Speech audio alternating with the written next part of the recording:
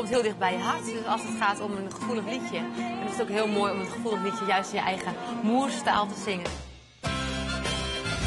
De beulen ervoor. Hey, goed. Deze. Hallo Anne. Mijn dorp aan het kanaal. Heeft roedrum.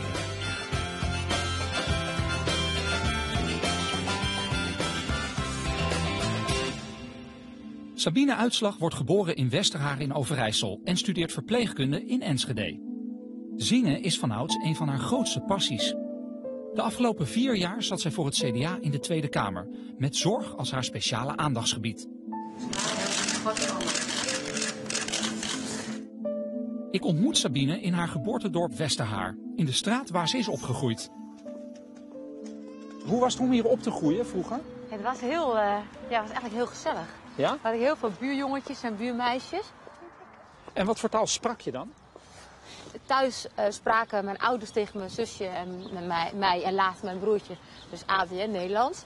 En onderling spraken ze dus dialect. En dan verjaardagsfeestjes en bruiloften en noem maar op. In het sociale verkeer spraken ze gewoon dialect.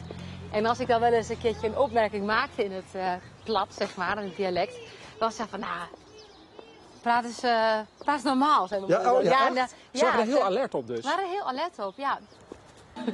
Sabine neemt me mee naar verzorgingstehuis Het Haarhuis in Westerhaar, waar haar tante, Geke Bakhuis, werkt. Ook zie, Mooi, hè? als je gewend bent plat te praten, hoeft hij het ons niet te laten. In dit zorgcentrum wordt door het personeel met de ouderen in het dialect gesproken. Net als Sabine vindt men het hier van groot belang dat mensen in de zorg optimaal kunnen communiceren met hun cliënten. In hun eigen taal dus.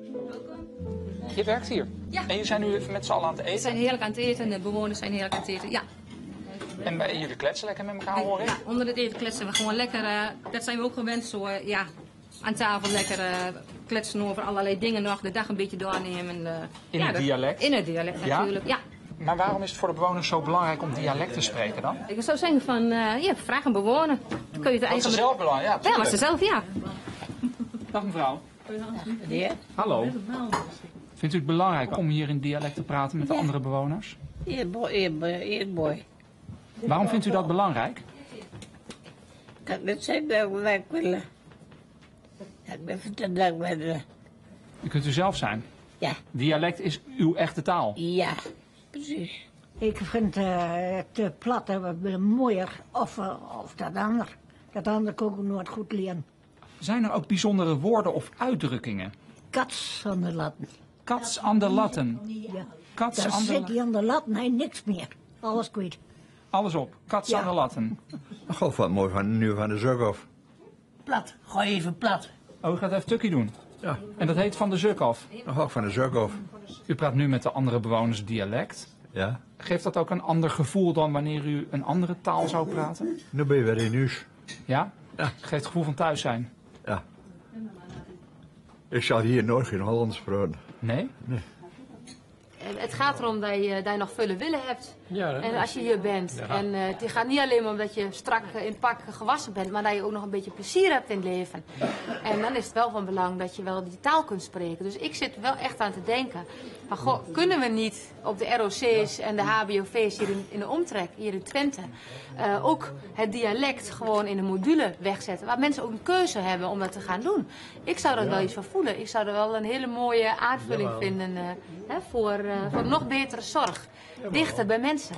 De platte praten hebben zoiets van, dat klinkt bekend in de oren, dat voelt vertrouwd. En daardoor geeft ze dan ook meer Zichzelf. zichzelf, of dat ze vertellen wat daadwerkelijk dwars zit. Dan kom ik vaker eerder achter dingen. Ja, heel belangrijk. Zorgverleners zouden dialect of de streektaal moeten kunnen spreken van hun cliënten. Want dat is altijd de beste en soms zelfs de enige manier om met elkaar te kunnen praten. Aan de Universiteit van Utrecht doseert Jacomine Nortier taalkunde. Zij kan vertellen wat het spreken van 2 talen, bijvoorbeeld dialect en Nederlands, voor ouderen betekent. Uit onderzoek in Canada is gebleken dat mensen die tweetalig zijn, gemiddeld 4 jaar later Alzheimer krijgen, dement worden, vergeleken met mensen die eentalig zijn.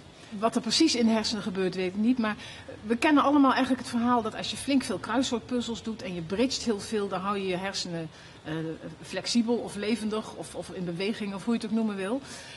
Het blijkt uit onderzoek dat het tweetalig zijn datzelfde effect heeft. Het tweetalig zijn maakt je hersenen in zekere zin zo flexibel dat je beter bestand bent tegen de afbraak die bij de mensen die bij Alzheimer in de hersenen plaatsvindt. Alzheimer is een hele grillige ziekte die eigenlijk alleen maar bergafwaarts gaat. En dan zie je dat de controle over taal ook steeds meer afneemt. Ik kan me voorstellen dat in de zorg het belangrijk is dat mensen in ieder geval op de hoogte zijn van de talen en dialecten die ze spreken. Je zult merken, denk ik, als verzorgende, dat mensen zich soms comfortabeler voelen als je de moedertaal of het van huis uit geleerde dialect met de mensen kan spreken. Dan even iets anders, de zorg. Ja. Jouw hele leven staat een beetje in het teken van de zorg, hè? Ja, dat ligt wel mijn passie. Ja, het zorgen voor en het zorgen voor de zorg. Ja, Ja, en je hebt in de zorg gewerkt. ja.